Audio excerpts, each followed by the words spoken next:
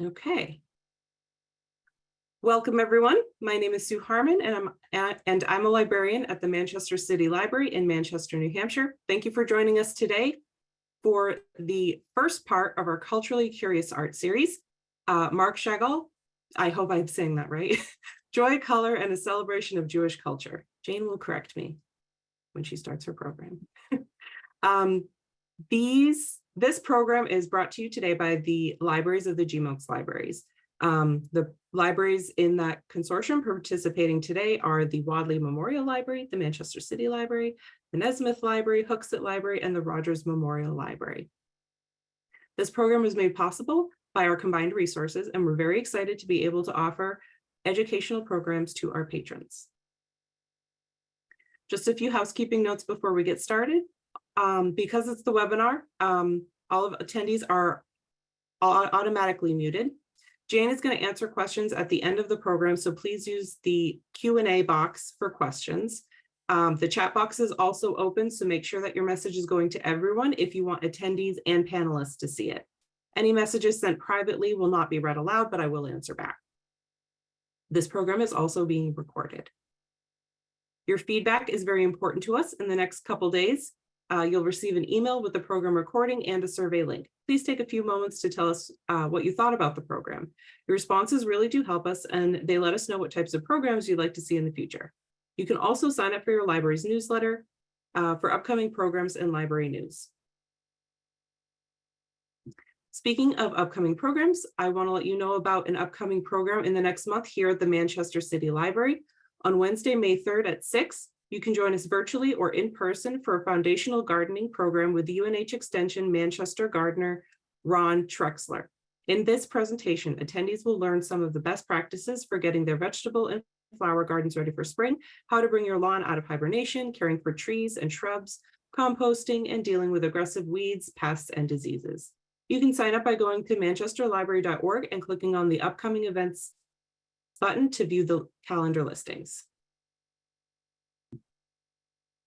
At the Hooksett Library, all are invited to a special book discussion of Braiding Sweetgrass, Indigenous Wisdom, Scientific Knowledge, and the Teaching of Plants by Robin Wall Kimmerer.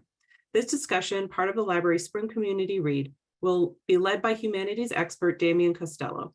Costello serves as the director of postgraduate studies at NAIITS, an Indigenous Learning Community and Indigenous Designed and Delivered ATS accredited graduate school. To register for this community read book discussion, visit hooksettlibrary.org. And at the Wadley Memorial Library, join us on Tuesday, May 16th for our program Visiting Our National Parks with presenter John Bunker. In this presentation, John will share his top 10 lessons learned for visiting the national parks, as well as a variety of travel tips, including transportation, lodging, activities, and safety. To register for this in-person event, go to wadleylibrary.org and click on events to view our calendar listings. All right, and your presenter today is Jane O'Neill. She curates and delivers art appreciation programs to audiences throughout New England and beyond. Jane holds a master's in art history from Boston University and a master's in education from Harvard University. A New Hampshire native, she has worked at some of the state's most esteemed cultural institutions, including the League of New Hampshire Craftsmen, where she served as her executive director, and the Currier Museum of Art, where she held the role of senior educator. Jane has also taught at the college level for more than a decade, most recently at Southern New Hampshire University. For more information, you can visit iamculturallycurious.com. And without further ado, I will hand it over to Jane for your program. Thank you so much. Thank you, Sue, and to all of the partnering libraries tonight. I am just delighted to present this program with you. Can everybody see my screen or not yet? You can. Okay, great. Okay, here we go. Let me just make sure. Here we are, up and running. All right, so tonight we have the pleasure of diving into Marc Chagall's work. Now, Marc Chagall is an artist with two basic reputations. First, he is a pioneer in modern art. And the second is that he's really the major Jewish artist of the 20th century. So what we'll be doing tonight is sort of getting to know him beyond those two reputations, getting a sense for his broad array of talents and his unique artistic perspective and his enduring optimism. So this is a wonderful image that I have on the screen here. I'm not cheating you of anything. We will be getting back to this image in just a little while, but let me give you a sense in terms of how we'll move through the material tonight. 1 second, Jane.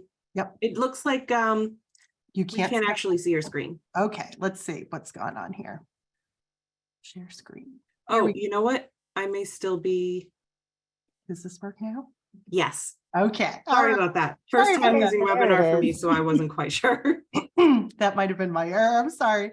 All right. So here's how we'll move through the material tonight. We're going to get started with an introduction to the artist who we see smiling at us here in his studio, standing behind his paintbrushes and his other materials. Then we'll turn our attention to understanding his particular brand of modernism.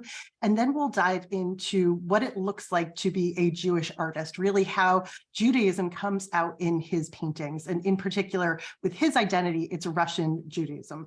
So then I have a section here that's so nice, I named it twice. It's Color and Joy, or Love and Levitation, because this is an area where Marc Chagall he thrives, and his pictures are just so delightful. So we'll dive into some of those really joyful images.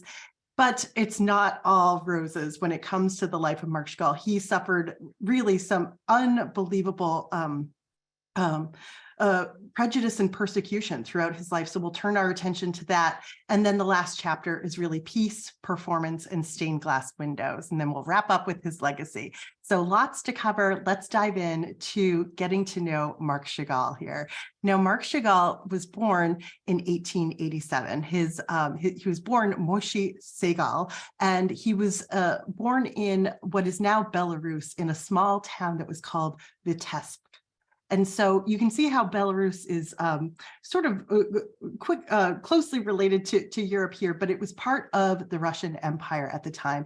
And he was living in what was called really the Pale of Settlement, which was just outside of official Russia. And it was the area where Jews were essentially segregated at the time. So he was living as a second-class citizen in every way. He wrote as a boy, "I felt at every step that I was a Jew. People made me feel it."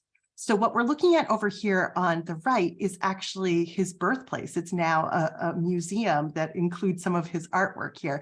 But to live as a Jew in this part of the world at this time in history really meant that you were sort of eking out an existence. It was so, it was an impoverished existence really for everybody who was living there, but they were, for all intents and purposes, really trapped there. Now, Chagall said, referring to this hometown of his, he said it was a strange town, an unhappy town, a boring town. But we'll see throughout the program tonight that it really looms large as a subject for his paintings and as a continual setting for his artwork. He was the oldest of 9 children. We can see him at the top left over here with his family, and then sort of a dreamy picture of him from a little bit later. Now, his father worked in a herring warehouse. His mother sort of ran a small grocery store, and Chagall helped to support the family. But I think his parents' very difficult existence sort of impressed upon him this notion that he didn't really want to live that kind of life.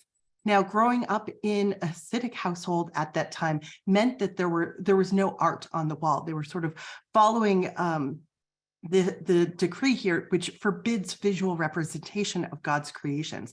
So he grew up in a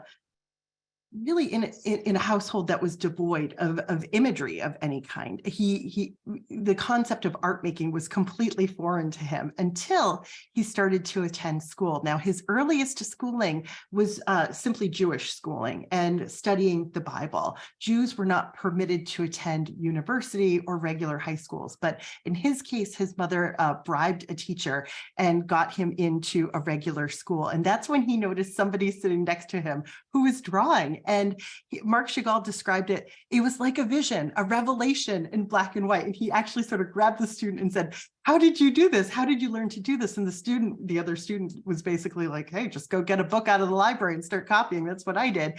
And so that's what Marc Chagall started to do. And in the end, he was able to attend an art school right there in his hometown. This is him as a student, along with his instructor here, whose name was Yehuda Penn. And Penn created this portrait portrait of Marc Chagall as a student who he didn't even charge to attend his classes because Marc Chagall was so eager to learn.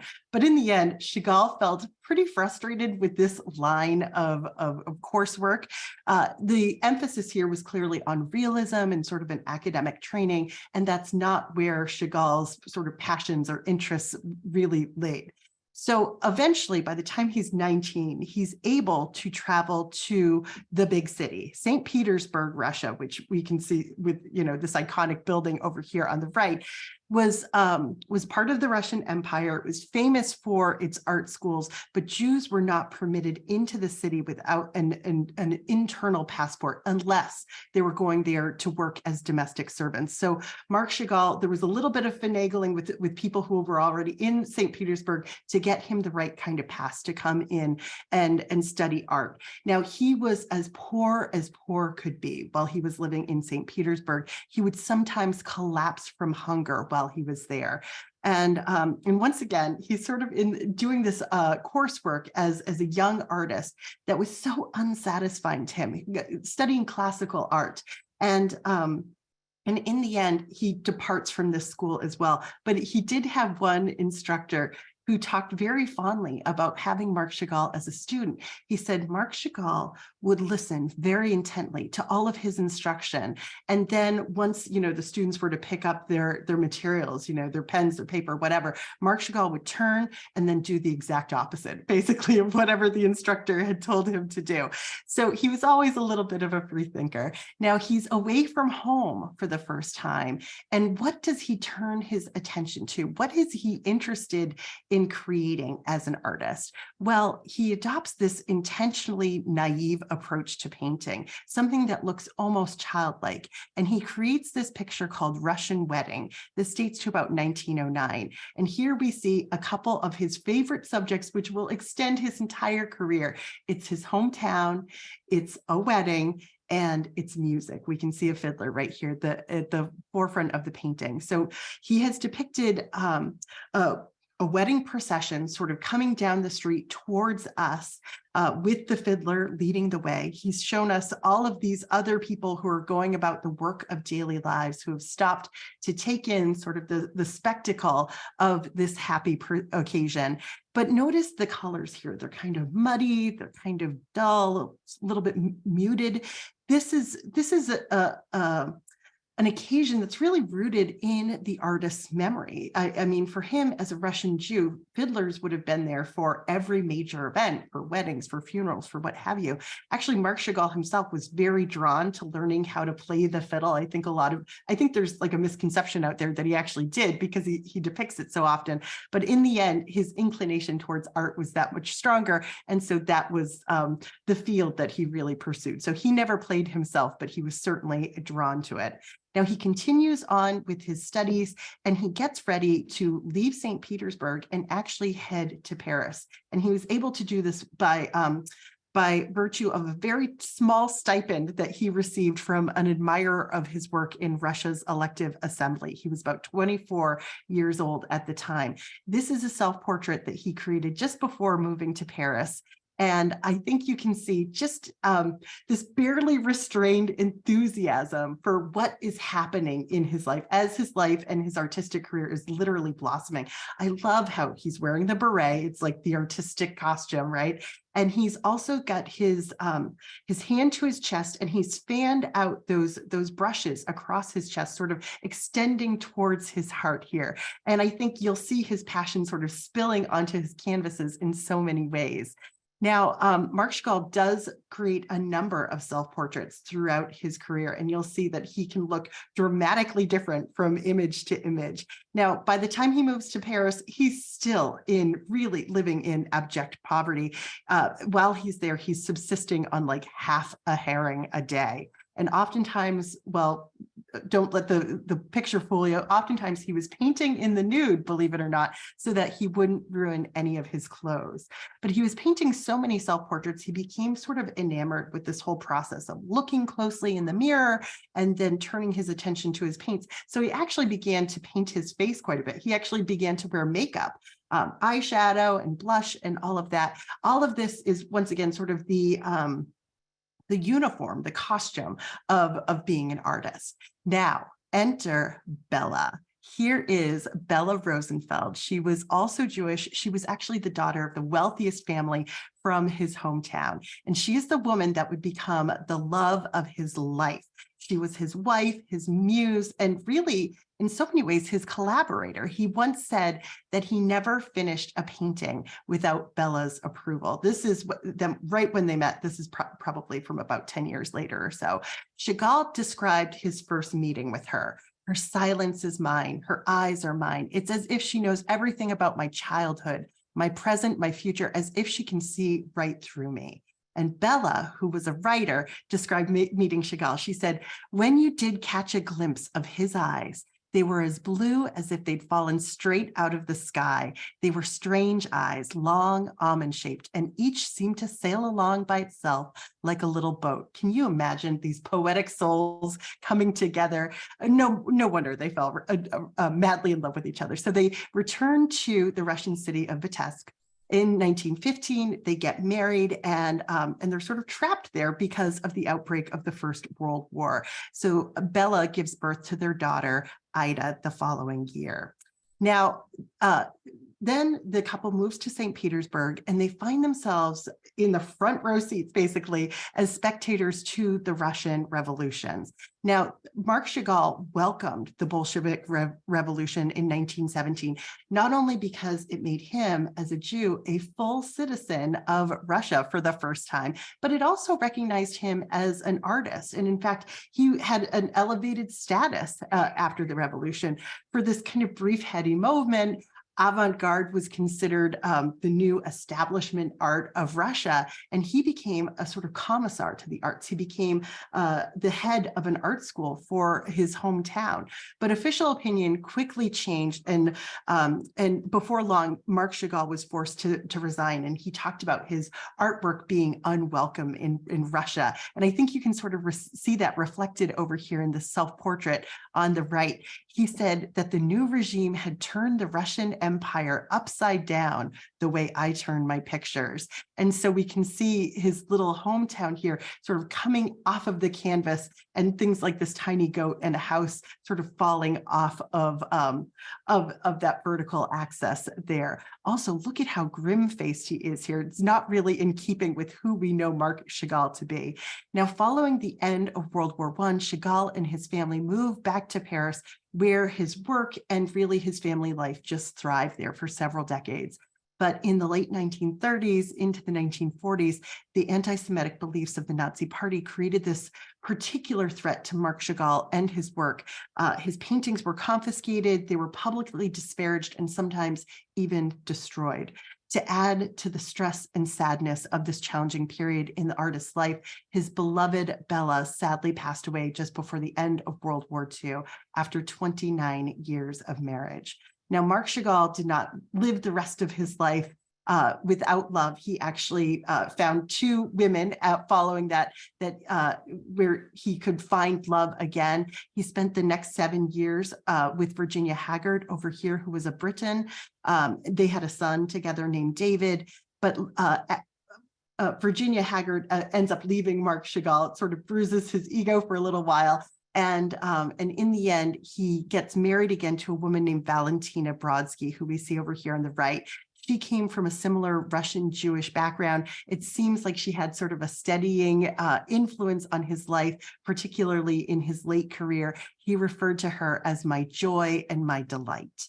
So as we wrap up our introduction and our very brief overview of the artist's life, suffice it to say that we'll see him many times throughout the evening in many different forms, but he had an incredibly long and productive career, 75 years. And during that time, he produced about 10,000 works of art. He achieved fortune and fame and almost a sense of ubiquity, especially in the second half of the 20th century. And we'll see how his artwork just starts popping up everywhere. Now, Marc Chagall himself avoided the spotlight. He was not interested in becoming a celebrity. Sometimes when people recognized him and came over to him and said, "Are you that famous painter?" he would get this little look on his face and mischievously point to somebody else and say, maybe that's him.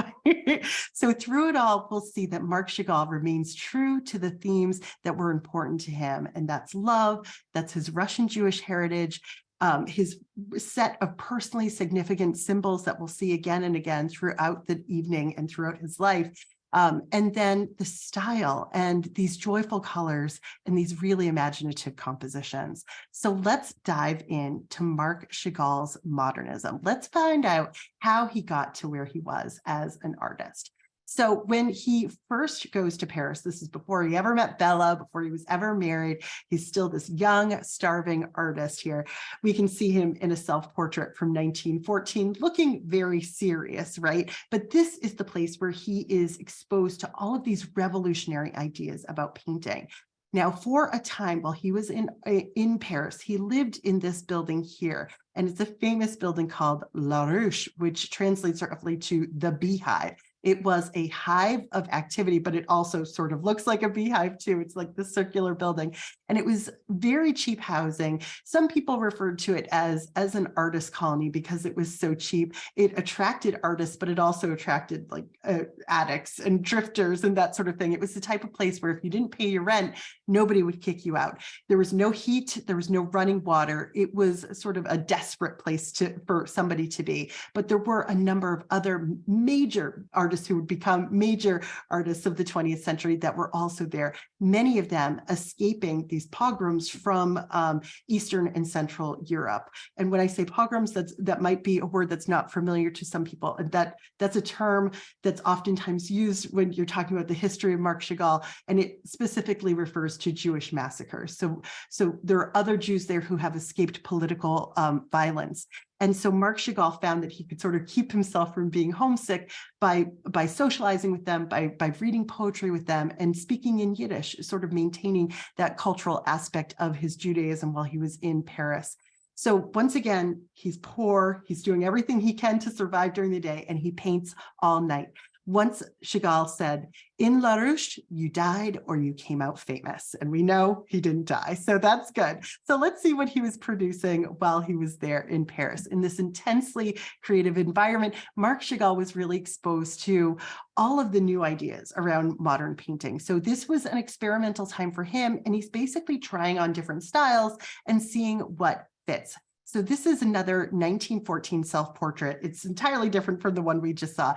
And he's really dramatically elongated his form. It takes up the entire vertical of this canvas here. And he's got this impossibly long giraffe-like neck, but it seems to create this kind of elegance and this kind of tragic figure motif here. So we can see he's also really dramatically restrained his color palette here. It's basically just blues and browns, and it's contributing to the sense of melancholy or somber mood when you look at an image like this. And I would argue that it's Chagall sort of playing with this notion of Pablo Picasso's blue period, which really took place about a decade earlier, but I'm sure Chagall was just getting really familiar with Picasso's work as he's living in Paris.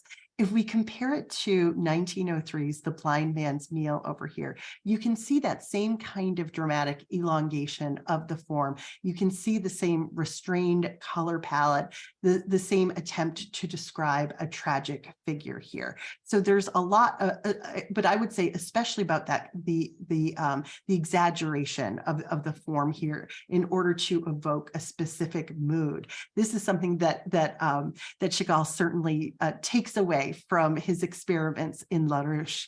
Another painting that he produced in those early years in Paris is this one here called The Jew in Green from 1914. And here we see Chagall experimenting with color, and he really becomes so well known for his brilliant and radiant use of color. And here it's just beginning to emerge, right? I mean, it's a largely black and gray and white canvas, but he's decided, instead of painting regular flesh tones for this figure here, he is going to render his face in like this Kelly green. It's really shocking, isn't it? And then instead of white or gray hair and a beard, he's painted it this bright yellow. So all of this is done sort of in reaction, in response to other major modernist movements, namely Fauvism. And the leader of Fauvism, the two leaders of Fauvism really would be Henri Matisse and André Derain. So this is Derain's portrait of Henri Matisse. And these are two artists. I should mention that this term fauve translates roughly to wild beasts. The Fauvist painters were artists that deployed color, as they said, like sticks of dynamite. So they were doing things like using anti-naturalistic color throughout their paintings. And I think we take it for granted today that you can paint a portrait that looks like this. But back in Chagall's time, and certainly in Matisse's time, to paint a face green was radical, and it was considered really sort of ghastly and unsightly. You just wouldn't do this to someone. So in Derain's painting of Matisse here, we can see that there's green shadow throughout and underneath the eye over here. So certainly Chagall is taking a note from what these Fauvist artists were doing, and they open a door for him to be more adventurous with his color choices. Now, this next self-portrait from Marc Chagall shows more and more sort of integration of these modernist ideas. This is called Self-Portrait with 7 digits. We can count them out right here. This is taking a lot of artistic license with the way he looks, right? This is from 1913, and we can see that he is in France. We've got the Eiffel Tower in the background. And I should mention too that the Eiffel Tower in general was just a symbol of modernism. Today we think of it as just the symbol of France, but if you were to include the Eiffel Tower back then in a painting, you're really sort of championing a certain perspective, a certain way to look at the world here. And with this picture, we see Chagall really internalizing so many of these lessons of modern art. There's the exaggerations with the human figure. Look at how tiny his arm gets here at the elbow. The use of anti-naturalistic color, there's greens and other colors in the face here. And now we have the fragmentation of the body, and certainly we can see that in the face as well. So this to me would suggest an exposure to Pablo Picasso, Georges Braque, and the ideas of Cubism. We have a quintessential Cubist painting over here on the left called Girl with the Mandolin from 1910, painted by Pablo Picasso.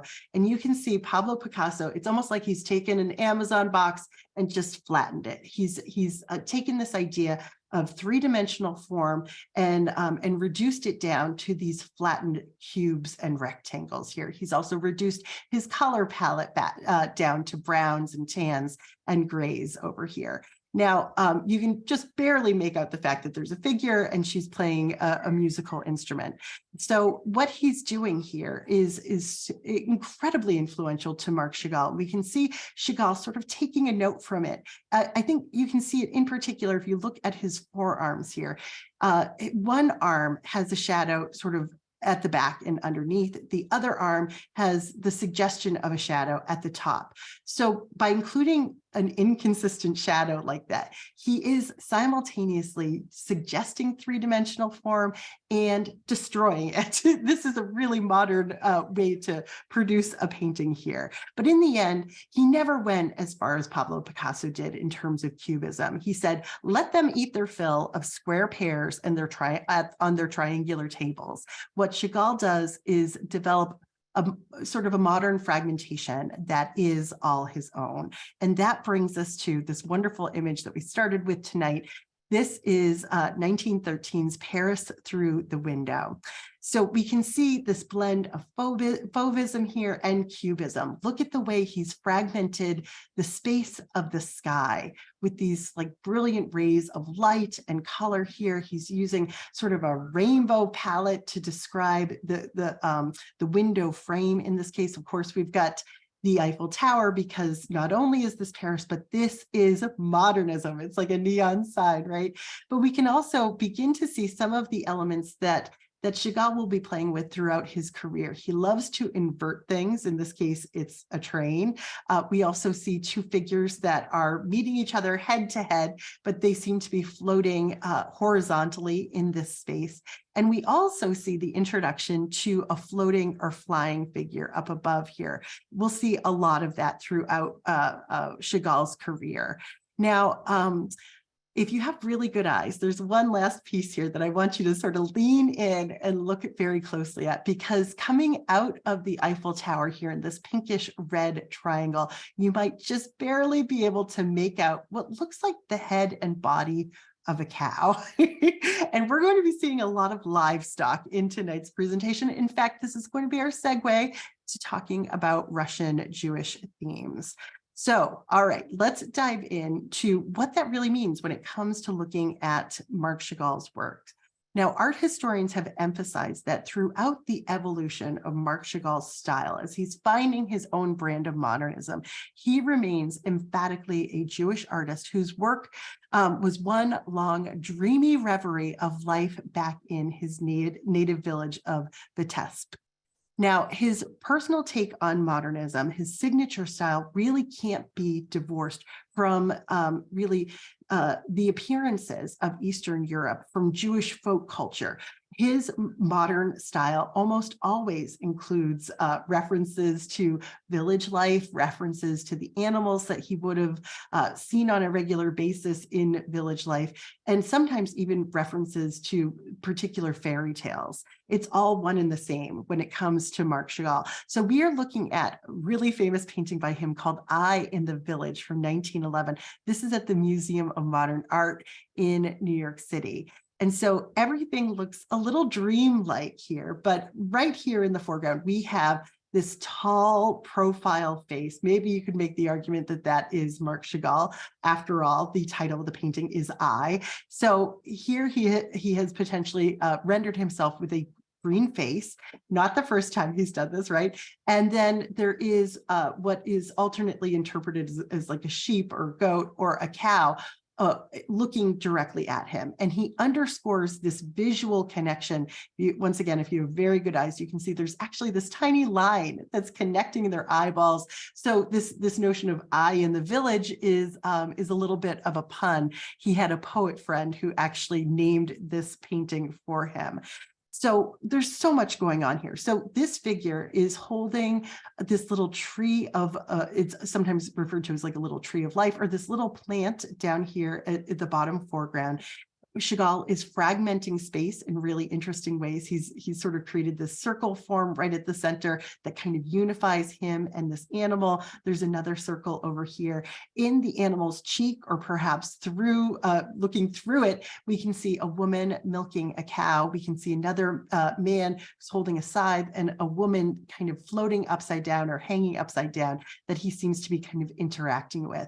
In the distance, sort of overly large heads and some upside down villages from this, upside down houses from this village that he grew up in. So I'd like for you to think of this picture as not as any sort of document of village life per se, but of the memory of for him of being in Paris and thinking back to what it was like to grow up in this small provincial town. So all of it is kind of coming together with these kind of mix of symbols that become his personal symbols along the way. It's a direct reference to his childhood. And what we'll see is throughout his career, the sheep, the goats, sometimes even roosters emerging again and again as references to that hometown village. Now, another thing that we'll see again and again is not necessarily direct references to his family's religion, but really more so to the culture that they grew up in. And throughout his life, Chagall was, for the most part, a secular Jew. And this is really in some ways like a 20th century invention, to be Jewish, but not necessarily to be a practicing Jew, but to really be interested in the culture of Judaism. So that's what we get in so much of his painting. Here's another great example of Marc Chagall's references to this Russian Jewish heritage that he has. This is a 1912 painting called "The Fiddler," and it's just so charming in so many ways. This might be one of my favorite of his paintings. We've got a green-faced fiddler here with a blue beard. He is larger than life. He seems to be kind of dancing on the roof of this tiny little house. Notice that all of the buildings in this painting are particularly small here. And he dominates really, and he takes up this entire vertical axis. It's a winter scene. You can just make out these footsteps that sort of punctuate the picture around the top here. And then we have these three stacked figures who are looking up at the sky, and they seem to be beholding this vision of a saint up in the clouds. You'll notice that there's oftentimes a mix of religious symbolism and iconography here. And for Marc Chagall, even at the end of his life, he talked about trying to make his paintings really as accessible to as many people as possible. Now, if you're reminded of that first work that we saw before with the prominent fiddler there, yes, Marc Chagall loves a good fiddler. He depicts them again and again throughout his career. Here's just a few more. Here's another green-faced fiddler. This is another great one with this white background, larger than life setting, but here is a really sort of peaceful and evocative female fiddler from, I believe it's from the late 1940s. So it's a theme that he's clearly drawn to, and it's an opportunity to reference back to his childhood experiences. Now, if you have like the first few notes of some songs from Fiddler on the Roof going through your head right now, you're probably not alone. That hit musical was in fact named after Marc Chagall's painting here. They'd explored other titles for it, but Fiddler on the Roof seemed to fit really well.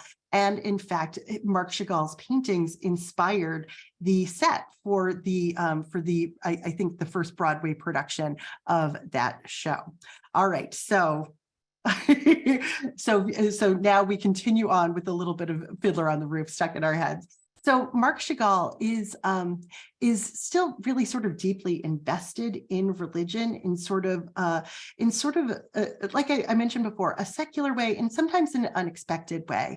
In 1930, a prominent Parisian art dealer named Ambroise Vollard commissioned Marc Chagall to do a whole series on the Bible. And this is what Marc Chagall had been studying his entire childhood. He used this as a chance actually to travel to the Holy Land, to go to Israel. And he stayed there for 2 months.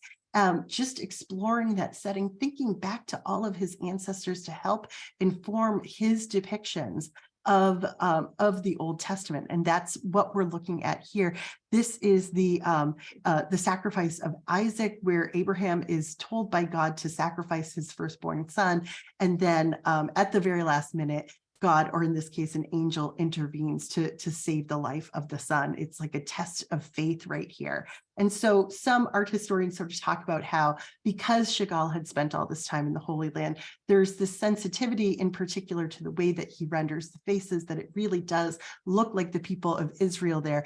Whether or not you find that to be true, I will tell you that it took Chagall nearly 25 years to finish the 100 plus etchings that he did on this series. Of course, there was a world war in the midst of all of this, but when they were finally unveiled, they were published in an art magazine. They were on display at the Museum of Modern Art in New York City. People went wild over them, and they really just thought that they were so emotive and profoundly modern too. Here's just 2 more images from that series. These are etchings, and in this case, we're looking at watercolors over the etchings. So this is the angel telling Noah to build the ark, and this is God handing down to Moses the tablets with the law on them.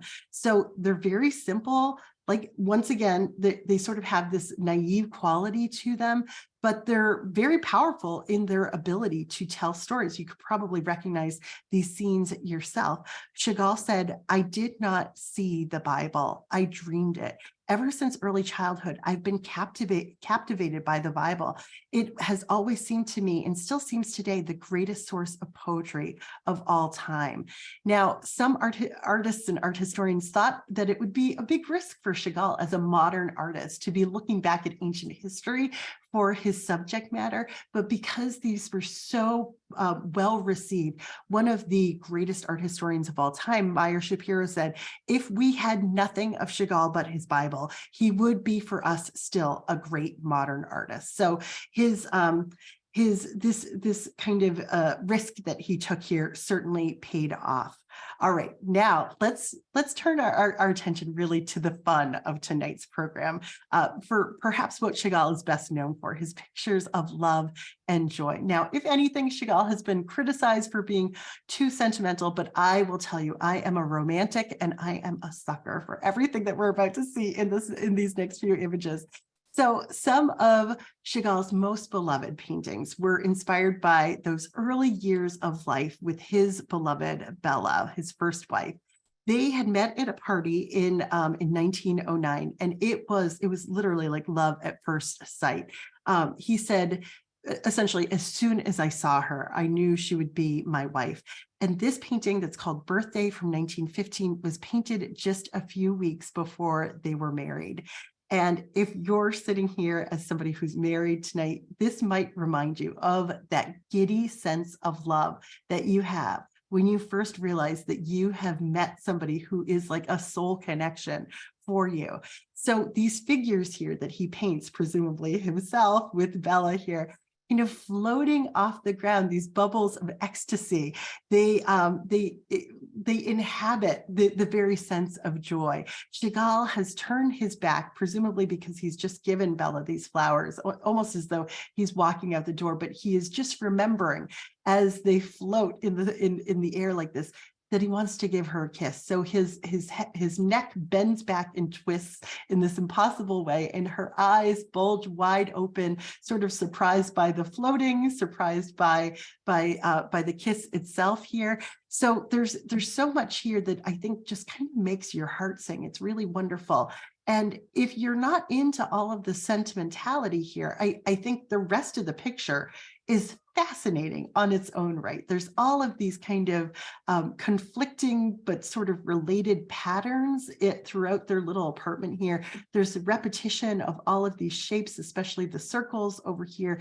A real interest for me in what's happening outside of the windows as well. So there's a lot going on in these pictures beyond just the kissing, right? But for the first few years of their love together, there is a lot of flying. There's a lot of levitation.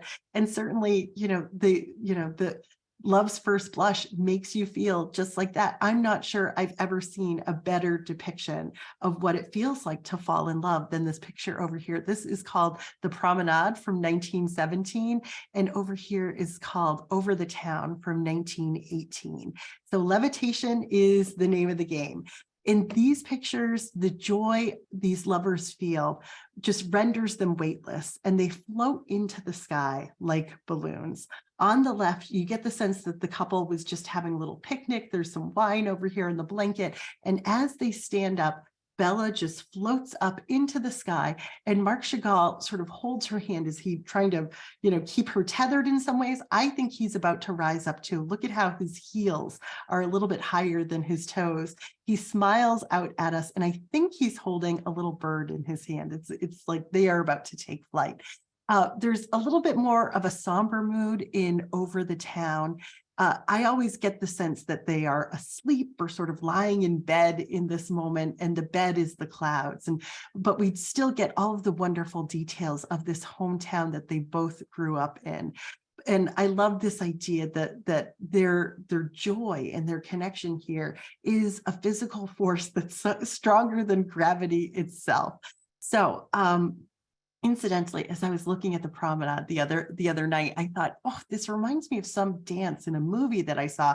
As it turns out, it's a Woody Allen movie back from the 1990s, but Woody Allen and Goldie Hawn dance in Paris along the Seine one night, and she floats up into the air and does this really incredible kind of weightless waltz along the Seine. So if you're dying to see it in person, it's called, the movie's called Everyone Says I Love You, and it's a musical. It's right in line with Chagall. He would have loved it. So Chagall also uses these enormous bouquets and flowers throughout his paintings as what else? A symbol of love, right?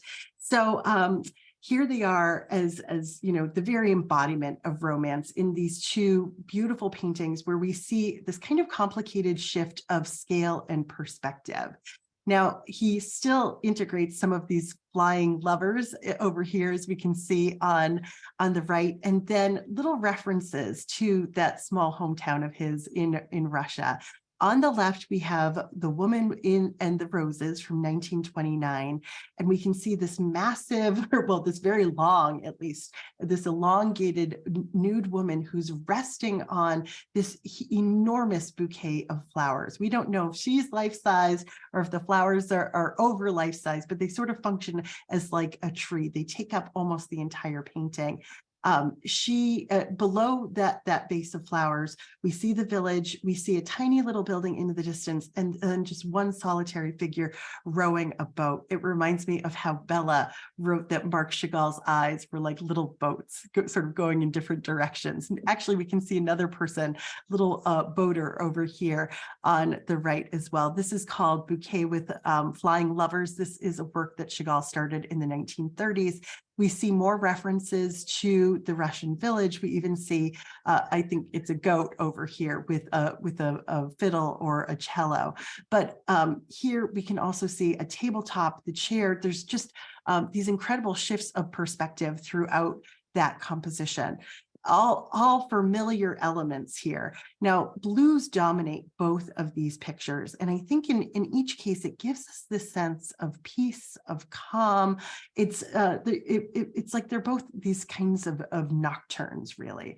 Now, if these strange combination of elements sort of make you think of surrealism, you're not alone. The surrealists loved Marc Chagall. Artists like Salvador Dali, René Magritte, they sort of thought of Marc Chagall as like the grandfather of surrealism. They invited him to be a surrealist, but he turned them down. He was sort of a man unto himself. So this is a work called The Bridal Pair with the Eiffel Tower, painted in 1939.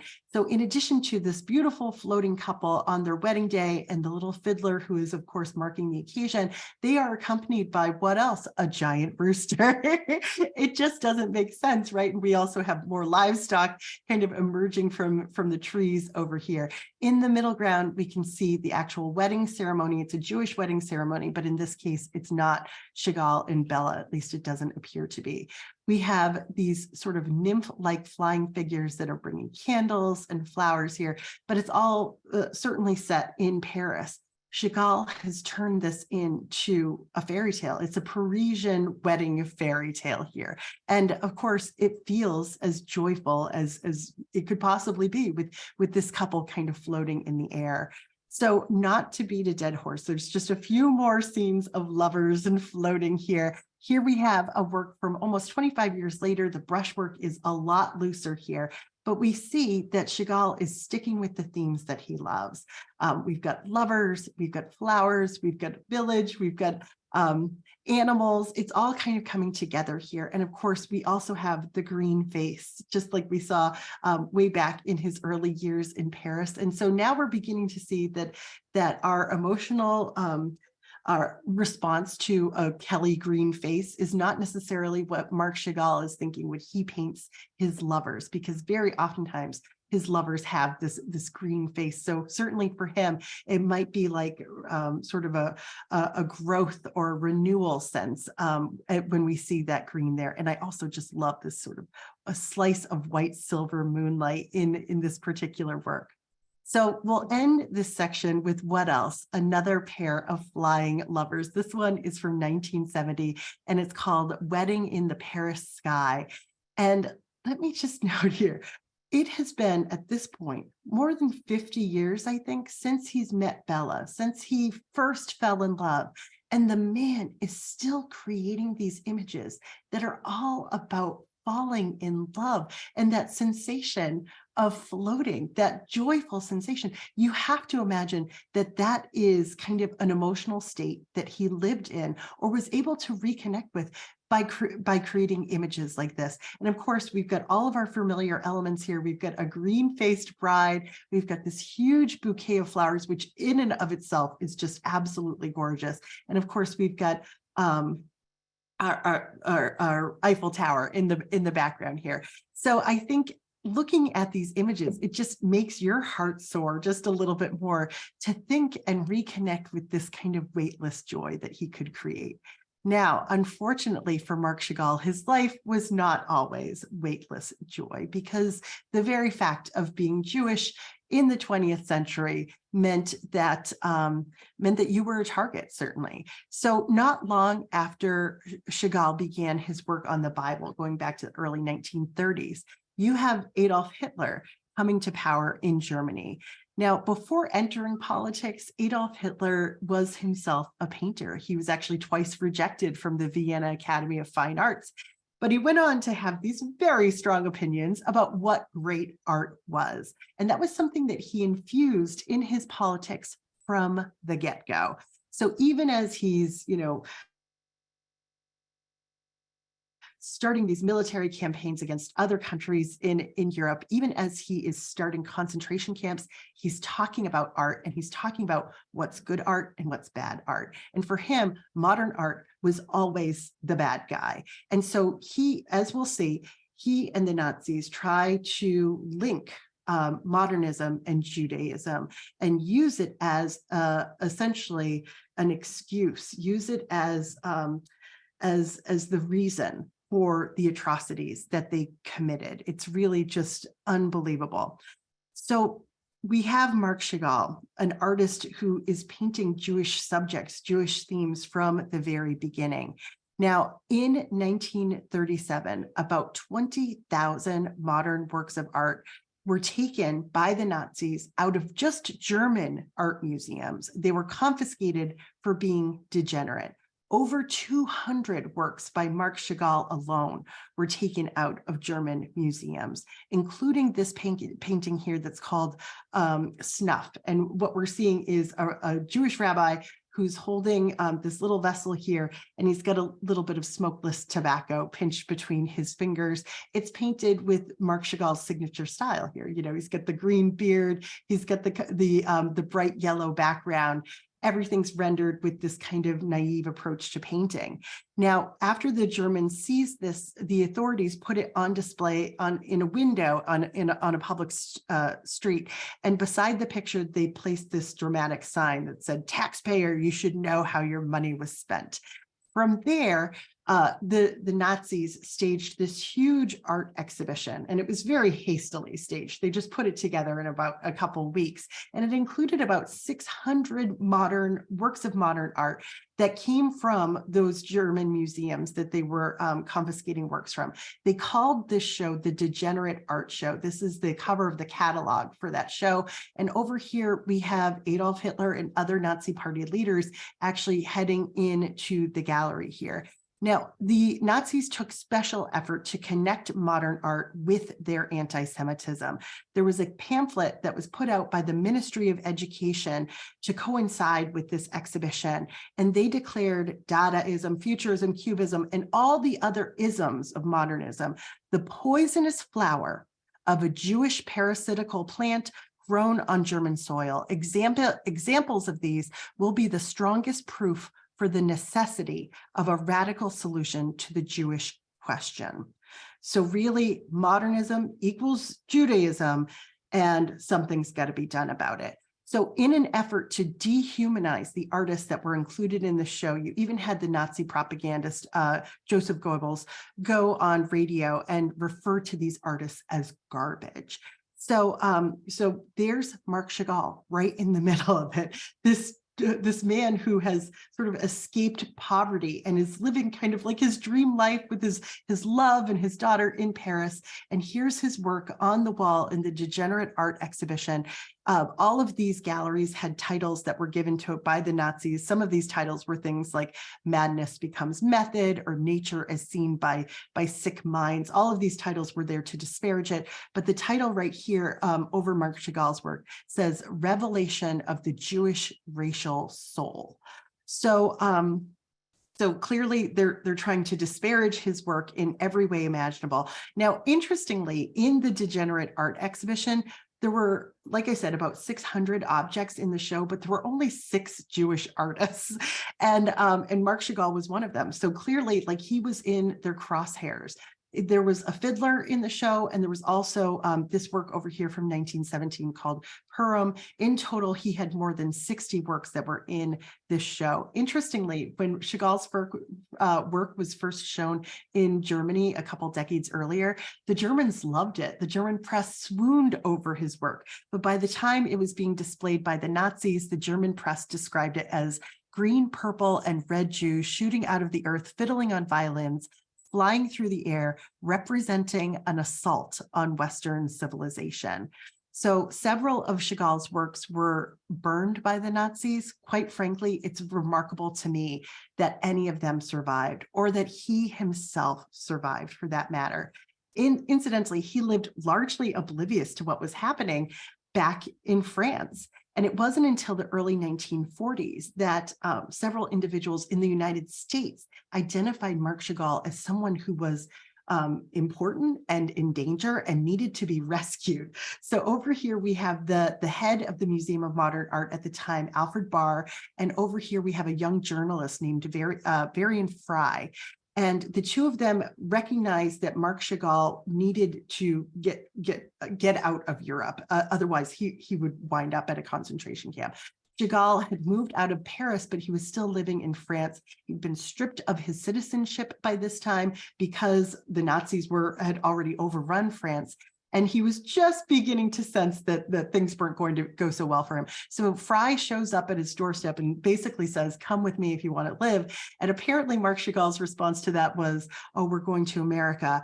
Are there cows in America? And apparently he was visibly relieved when told that there were in fact cows. So that he heads to America. He's in exile for America for about 7 years, and he gets these incredible commissions while he's there. In fact, there's a ballet in New York City that commissions him to paint the stage backdrops. You can see him sitting here on a ladder in front of one of those backdrops, and also to design the costumes. The ballet was called Aleco. He went down to Mexico to produce all of this work, and they hired cheap Mexican seamstresses apparently to get this work done quickly. And the ballet was first staged in Mexico. Artists like Diego Rivera were there to go and see Marc Chagall's work. And when the ballet ended, Marc Chagall got 19 curtain calls, 19 curtain calls. And the same thing happened when they went back to New York City and staged the show there. People kept calling him back out on stage. Imagine an auditorium in rapturous applause for the person who created the stage sets. And imagine being a visual artist who's never had that kind of adulation. Imagine having suffered the persecution, the marginalization, the starvation, the threat to his very existence that he had suffered to experience something like that. Now, sadly, his time in America was not all roses. Sadly, Bella passes away just a year before the end of World War II. She had a simple viral infection, or a virus that could have been easily stopped by medicine, but there was a shortage because of the war. So she passed away. This was devastating for Chagall. He didn't paint for several months. This is a painting he produced shortly after he returned to work. This is from 1945, called The Soul of the City. And you can see him grappling here with the loss of his love. Here he is at the center of the painting, one of his arms extending towards this image of a crucifixion. We'll get back to that in just a moment. And then this green face, the face of the lover, right? Looking down at the face of Bella, who sort of as this almost like serpentine, like ghostly presence in this image, where she is now bending back on herself, almost as he was in that painting, The Birthday. There's the rooster, there's the livestock, there's the references to the village in Russia. Now you might be wondering, why on earth did he paint a crucifixion here? Well, this is a picture that's as much about the Holocaust as it is about the loss of his love. And for Marc Chagall, Christ was a Jewish martyr, and this was a way to dramatically call attention to the persecution of suffering Jews in the 1930s and 40s. But in the end, it's a painting really that's all about loss.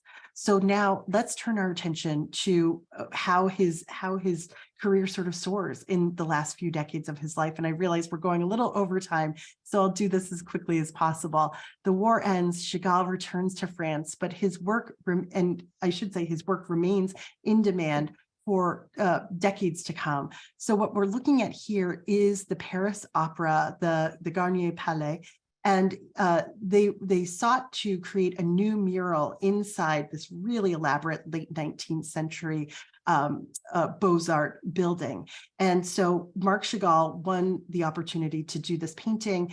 Parisians didn't really love this. This was the 1960s. He wasn't a native-born French artist. Instead, he's an immigrant, he's Russian, he's Jewish, and there was actually a little bit of a backlash against it. In the end, he wins the commission. He creates this incredible mural that is 2,400 square feet. He's in his 70s at this point, and he's dedicated various passages here to some of his favorite musicians, including Mozart, Wagner, Ravel, and to some of the dancers and performers that are on the stage at the Paris Opera. There's a really dramatic unveiling of this particular mural too. Here he is with the mural overhead. They bring in an entire audience into the auditorium. There's a ballet. They play music that Chagall loved. And then at the end of the very last bar of music, they turn on the chandelier and everybody's able to see his contribution for the first time ever. And once again, rapturous applause. There were no more naysayers after that. Chagall also painted murals for the Metropolitan Opera at Lincoln Center that we can see over here. We're not going to spend too much time getting into it, but there's panels on either side. There's actually really elaborate coverings for them too, so that they don't get damaged by the light. But you can see him here standing and smiling in front of them. And right off the bat, you can see some of his favorite themes emerging from these panels as well. Marc Chagall also becomes very interested in stained glass window making. He partners with a master stained glass window maker, and he goes on to create major stained glass cycles in America, in Europe, and in Israel. And we're looking at one cycle in Israel that's in a synagogue. It's these 12 huge windows. They're 11 feet high by 8 feet wide, and they are they're about the biblical themes of the 12 sons of Jacob, essentially the progenitors of the 12 tribes of Israel. So this synagogue was essentially built around Marc Chagall's stained glass windows here. And you can see why he would love to do this. It makes his colors even more bright, even more vivid. And he talked about how it was an honor and a privilege for him to be able to serve the Jewish people. He said, all the time that I was working, I felt my mother and my father looking over my shoulder.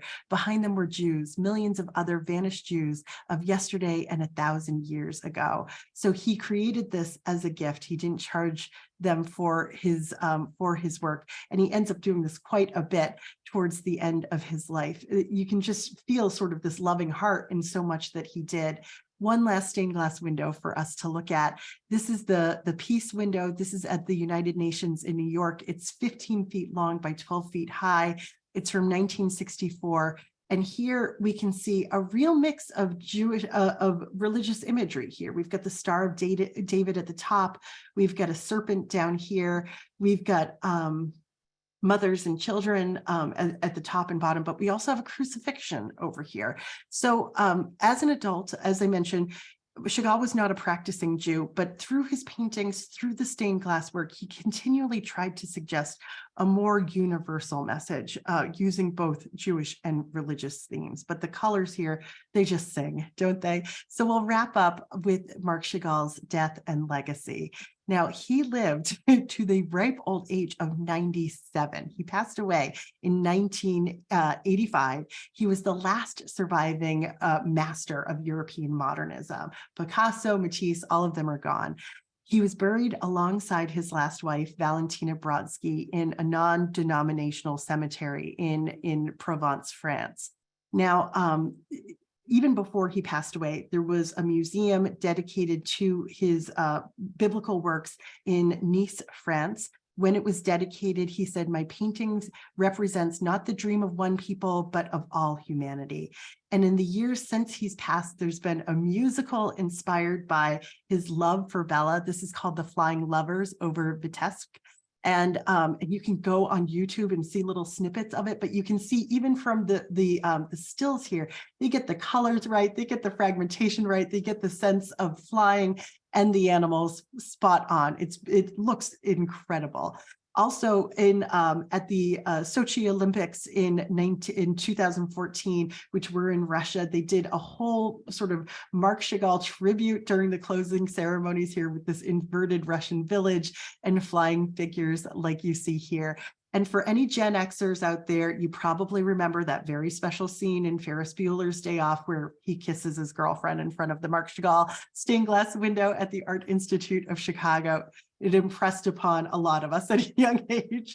So I always like to wrap up with where an artist stands in terms of the art market. Chagall's work does not get nearly as much as Picasso or Matisse or any of his other contemporaries. This is a painting called The Lovers that recently sold for just shy of $30 million. So I think sometimes his work, like I said, it's sort of dismissed for its sentimentality, but it's like there's people out there that believe that modern art has to be challenging in order to look at it. But I think it's okay to like it because it's beautiful or because it makes you happy. And I think Marc Chagall's work made him happy throughout his life. He was a man who saw the worst of humanity during this long life of his, anywhere from religious persecutions to revolutions to world wars and the Holocaust. But he chose to create beauty and he chose to create joy. His optimism is nothing short of inspiring. He said in life, there's a single color which provides the meaning of life and art, and it is the color of love. I hope that after this hour with Marc Chagall, you all feel just a little bit lighter.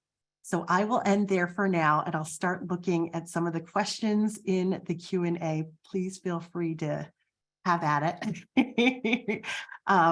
Deborah asked, what was the year of his death? That was 1985. Oh, Daisy asked the good question. Why is he wearing a cross in this painting? That goes all the way back to I and the Village. This is Marc Chagall sort of blending these religious traditions from the get-go. Daisy, you have a really good eye over here. So he's wearing a little cross over here. If we interpret this as Marc as the self-portrait there. And I think that this is an element that really confounds a lot of art historians. But I think for a lot of Jews too, they did see Christ as a Jew, and so that could be part of it. But I will say, Daisy, I don't have the hard and fast reason for it, but I appreciate your very careful looking there. Can you talk more about his continued green face? And can I please explain etching? Okay, so the continued green face, clearly this was something that he sort of lands on early on. And for the Fauvists, for artists like Matisse that we had seen earlier, they really thought of color as having, this huge emotional component to it. That's why we talk about, feeling blue, and that's why the color blue might evoke that in us. For Marc Chagall, everything is about his own personal interpretation. Modernism is about looking at his tiny village from Russia. So the green face is something that is distinctly personal to him. I'm not sure if I can describe it beyond that, but it's certainly to him, it seems to encompass some sort of feelings of love, because he goes back to it again and again for his own self-portrait, but throughout those pictures of lovers that we saw before, it's there and pops up again and again. So sometimes it's the woman, sometimes it's the man. I'm not sure I have anything that's more concrete than that, Deborah, but I think you're really hitting the nail on the fact that it's a little bit mysterious, and so much of Chagall's work truly is. It's his own sort of set of symbols in some ways, and we just have to kind of go along with it. When I say etching, and that goes back to his Bible pictures, so I'm going to fly back to that for a moment. Etchings are a type of printmaking. So once you make an etching, you can make multiple copies of it. In this case, there's a watercolor over the etching, just because the images are a little bit more vivid and more fun to look at.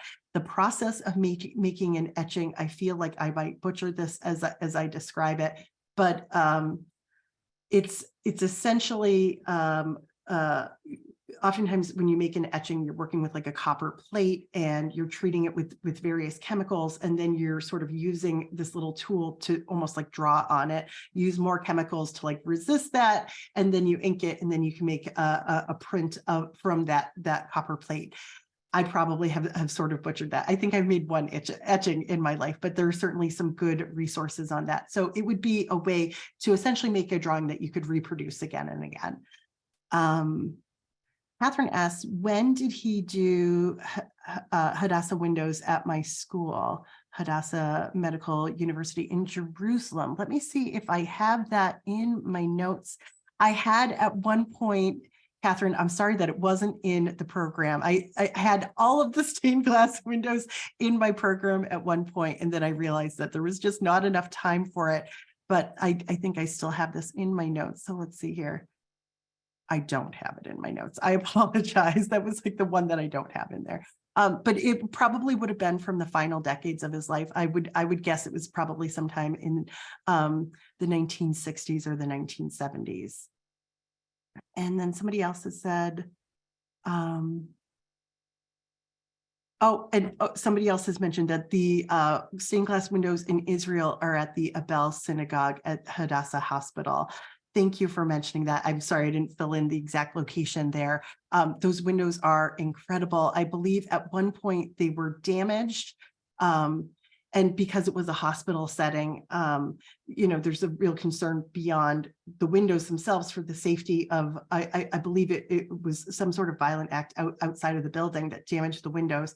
And people got in touch with Marc Chagall and said, the window has been damaged. And he said, just take care of the people in the hospital. I'll take care of the windows. So, I mean, you really get a sense for what a kind and generous person he was. So thank you for the reminder to attribute where exactly this is in Israel at the Abel Synagogue there.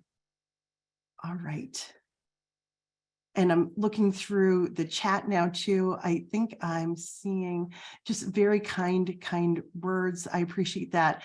Jill asked, what was the symbolism of the goat? The goat is always, it's the goat, it's a cow, it's a rooster. It's all, I mean, as much as we can understand it, it seems to be a reference back to his youth in this small village in Russia. It's a way for him to essentially unify any picture that he creates with his own background, with his Russian Jewish heritage, with what he saw growing up. So it seems like a simplistic way to say that, but I think that's how it's generally understood. So thank you very much for the kind words that I'm seeing here. I really appreciate that. I think I've gotten to most of these questions. And Maria, thanks for adding that we'll be doing revolutionary design, New England, modern architecture in New England. That shall be a lot of fun. All right. All right. We think we got all the questions. I think we did too. I see some hands raised, Ellen and David. Oh, I don't know how to. yes. And I will say, let's see, Arlene also asked, where are the Chagall pictures that were lost to the Nazis?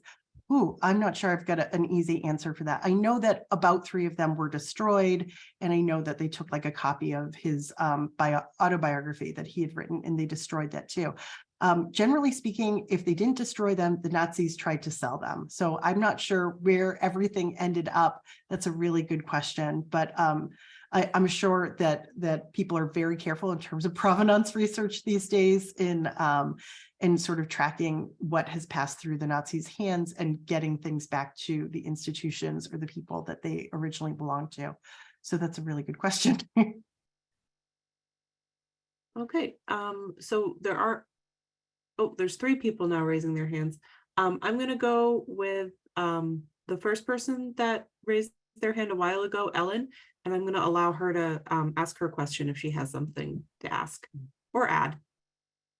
So go ahead, Ellen. If you want to unmute yourself, you can ask your question.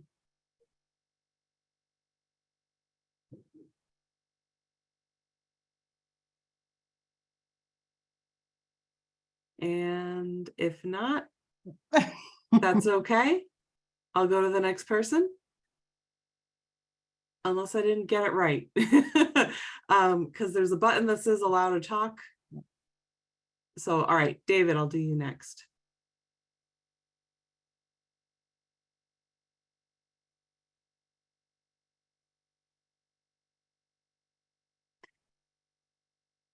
Also, if something's not going correctly, please put in the chat Yeah. that I'm screwing up.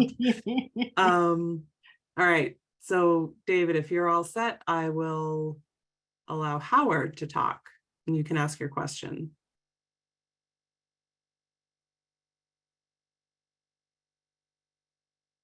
Will this lecture be repeated?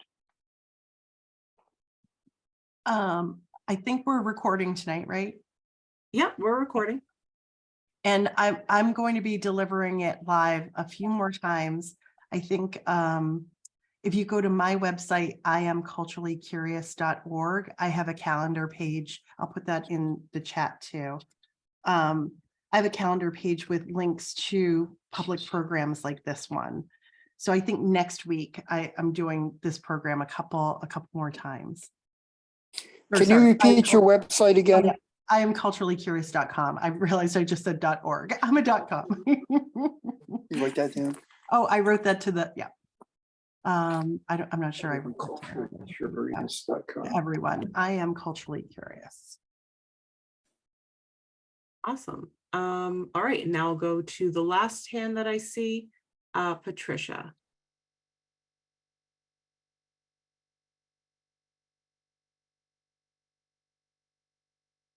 Patricia, if you have your hand raised, so if you want to unmute yourself, you can ask your question.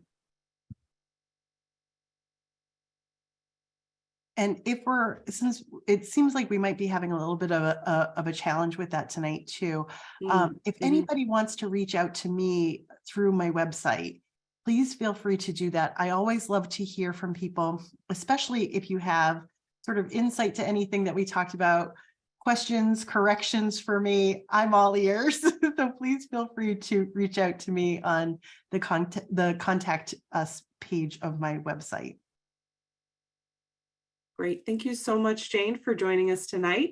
And I hope everyone has a great night. Again, the program is being recorded, and I will send out that recording sometime tomorrow or in the next couple of days with a link to a survey where if you do want to sign up for your library's newsletter, you can do that as well. Thank you and have a great night, everyone. Good night, everyone.